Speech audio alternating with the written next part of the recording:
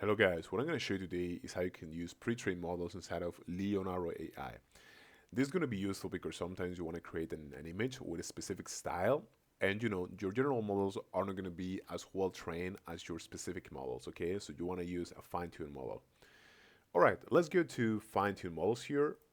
And now, the platform models are basically the official models from Leonardo AI. You have a bunch of them, and they are all trained using stable diffusion, basically, right? Now, for your fine-tuned models that are going to be more specific, you probably want to choose a community model, okay?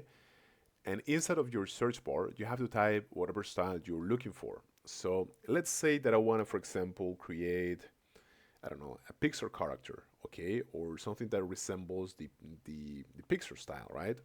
What I'm going to do is I'm just going to type here Pixar. And these are the models that I have, basically. I have Pixar Disney, Pixar Dragons, and Pixar style characters, okay? So I'm actually going to choose this one here because it just looks better. And here, I'm just going to click on General with this model. And that's pretty much it. I just have to put the prompt here, and that's it. Thank you so much.